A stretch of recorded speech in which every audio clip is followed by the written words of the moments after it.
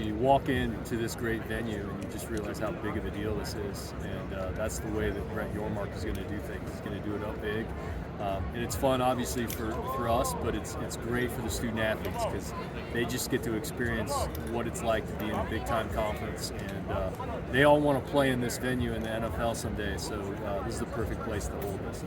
You've been a part of this entire transition. What has it been like, and how gratifying is it that it's finally here? I mean, it's really gratifying for it to be finally here. Obviously, I mean, we had so much build up and so many things that we had to put into place to get ready for this time. July 1 hit, and we had a little bit of a celebration, had some fun, and then July 2nd, it kind of felt like, okay, here we go. Now it's time to go out there and compete and see what we can do in this great conference. So that's the feeling. The feeling now is that the rubber hits the road right now. With all of the transitions around campus, new turf in the baseball stadium, indoor practice facility, what does that say about the commitment that UC has to athletics? Well, I mean, I think for a long time, UC has had a tremendous commitment to athletics and have really invested, the campus, the president, the board of trustees, our donors, and so it got us to this point. And so now it feels like we got to take it to the next level and just make sure that we continue to sustain success and we realize what that success does for the university, which is it puts it on a national map, helps with admissions, helps with the branding of the school, and so I feel a real responsibility to keep this thing going. Looking at the Big 12, what are you looking forward to the most as far as maybe venues you're going to see or different atmospheres?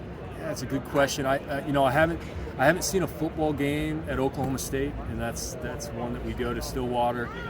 So I think that'll be a lot of fun to see that one. I've been to a lot of the other venues, but I think also just anytime you get to go to BYU, it's the most beautiful place to play a football game in the country. You're up against a mountain range, and so excited about that one as well. But and then you got basketball season, and that brings a whole nother element to the equation with those great teams that are going to come into Fifth Third and those great venues that you get to go to and watch our men and women play in this great basketball league too. So all those things combined and all the other sports and it's going to be exciting. You mentioned the great venues here. They just announced, Commissioner Yormark announced yesterday, the extension through 2031 here to host the conference championship. He really emphasized on doubling down on keeping the conference championships at the locations they're at. Just what does that mean to you a little bit, hearing that he wants to keep the venues the same and really doubling down on those locations?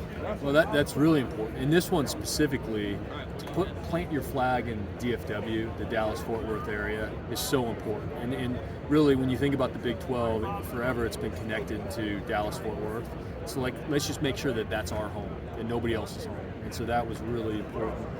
Kansas City does an unbelievable job with the basketball tournament, so men's and women's basketball up in Kansas City. And I know there's a lot of other great venues that they hold championships. But again, Brett Yormark's lead is going to be that we're going to do things in a big way and do it right. This location is doing things in a big way and doing it right. You've kind of seen Coach Satterfield build the program over the last 7 months. From a bird's eye view, what is your take on that? He immediately came in and won the locker room. He's done a great job. Our strength and conditioning staff has done a great job building camaraderie with the team with a lot of transfers, which is really important. You got to build that team chemistry, and so obviously did that spring ball. We'll do that again starting in August when we head up to higher ground. That will be a really important time period for our team.